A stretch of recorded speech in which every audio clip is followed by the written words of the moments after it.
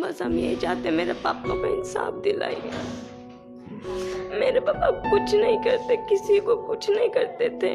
अब सभी लोग से पूछ सकते हैं, जहाँ मेरा दुकान था दुकान पे ही पूछ सकते थे।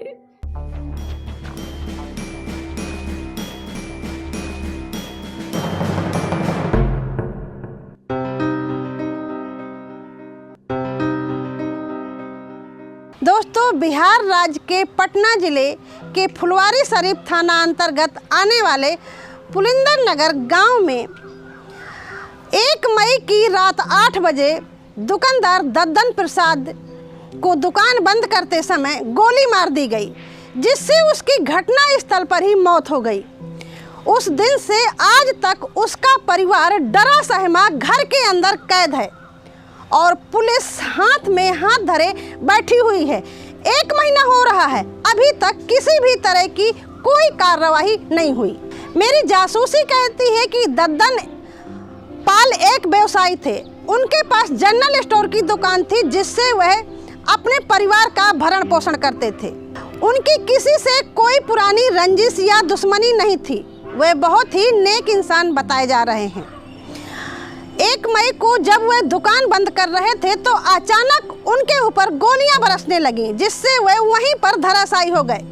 ये नज़ारा मृतक दद्दन के बड़े भाई देख रहे थे और उन्होंने तत्काल परिवार को फोन किया। परिवार रोता बिलखता मौके पर पहुंचा और देखा तो दद्दन की वहीं पर मौत हो चुकी थी। मोहल्ले में हंगामा मच गया, लेकिन डर के कारण किसी ने दद्दन की बॉडी को हाथ नहीं लगाया। परिवार मदद के लिए गुहार लगाता रहा, लेकिन डरे सहमे लोग दूर से ही खड़े नज़ारा देखते रहे। मेरी जासूसी कहती है कि घटना स्थल से 1 किलोमीटर की दूरी में ही थाना था। पुलिस को सूचना भी दी गई, लेकिन 1 घंटे तक घटना स्थल पर पुलिस नहीं पहुंची। रोता बिलखता परिवार मदद की गुहार लगाते हुए किसी तरह दद्दन की बॉडी को अस्पताल पहुंचाया। तब जाके 1 घंटे बाद पुलिस अस्पताल पहुंची और वहां पर अपनी फॉर्मेलिटी अदा कर वापस चली आई। तब से आज तक पुलिस ने कोई सुराग नहीं लगा पाया कि आखिरकार इस घटना को किसने अंजाम दिया है। मेरी जासूसी कहती है कि दद्दन के परिवार की ये दूसरी घटना है। इसी तरह पिछले साल 2022 में जनवरी के महीने में मृतक दद्दन के भतीजे की भी गोली मारकर हत्या कर दी गई थी। उस समय चुनावी माहौल चल रहा था और वह थाने किसी काम से गया था, किसी को छुड़ाने के लिए। वहां से वापस आ रहा था और आते समय रास्ते में एक दुकान पर बैठ के खाना खाने लगा। उसी बीच उसको गोली मार दी गई थी। उस मामले में भी पुलिस ने आज तक 1 साल हो गया किसी भी तरह की कोई कार्रवाई नहीं की। ये दूसरी घटना है जब दद्दन की मौत होती है गोली मारकर ही। इस तरह की आए दिन उस थाना क्षेत्र के आसपास घटनाएं होती रहती हैं और पुलिस चुपचाप तमाशबीन बनी बैठी रहती है। पीड़ित परिवार इतना डरा हुआ है कि वो किसी का नाम लेने से भी कतराता है। डरे हुए, जब इतना सीधा आदमी को ऐसा हो सकता है। जब जो आदमी हंस के बात करता था, कोई भी रास्ता चलते कहा देते, बोले कुछ भी किसी से बात करते थे। कल कितने लोग आए थे काम में तो बोल रहे थे हम लोग कभी ऐसा नहीं होता है, कभी बेचारा मेरा बेटा पोता ऐसे करके बोल रहे थे। अब मेरे पापा को ऐसा किसी से लेना देना था ही नहीं। आप बताइए, कुछ लोग आए थे क्या आपके घर पे? नहीं, कल मतलब पापा लोग के दोस्त लोग सब आए थे। अच्छा, तो वो लोग ऐसा बोल रहे थे? हाँ, दुकान पे के जितने सारे थे ना, तो वो लोग आए थे।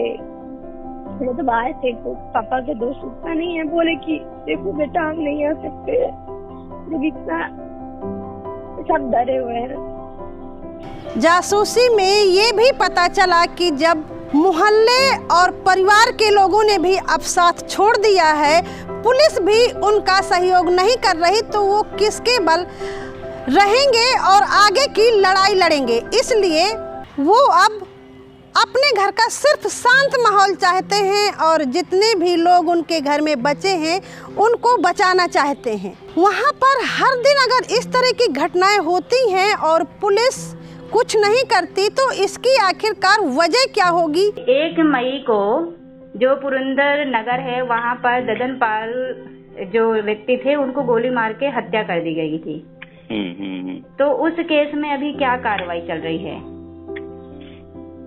अभी तक अनुसंधान चल रहा है, क्लियर नहीं हो पाया है कि किसके द्वारा किया गया है।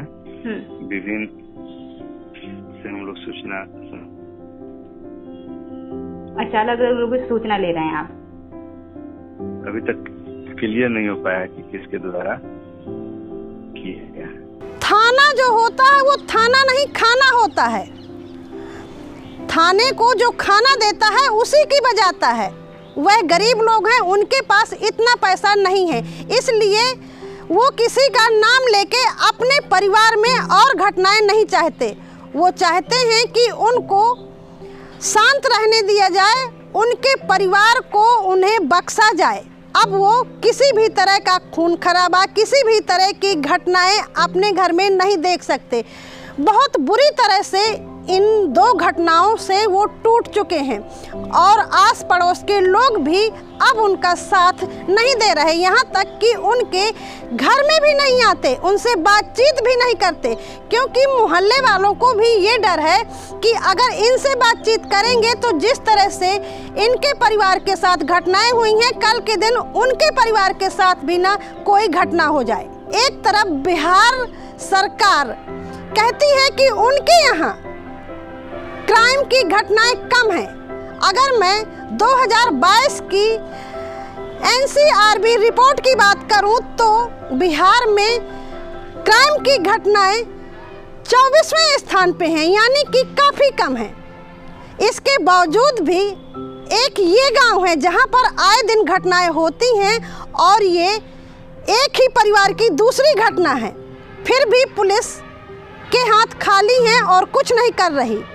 तो आखिरकार कैसे और कब तक पीड़ित परिवार इसी तरह न्याय के लिए भटकता रहेगा और घटनाओं का इंतजार करता रहेगा या और उसके साथ घटनाएं होती रहेंगी? तो ये थी मेरी आज की जासूसी भरी कहानी। अगली बार फिर मिलूंगी किसी नए मुद्दे के साथ। तब तक के लिए दीजिए इजाज़त। नमस्कार। खबर लहरिया, आपकी खबर आपकी भाषा।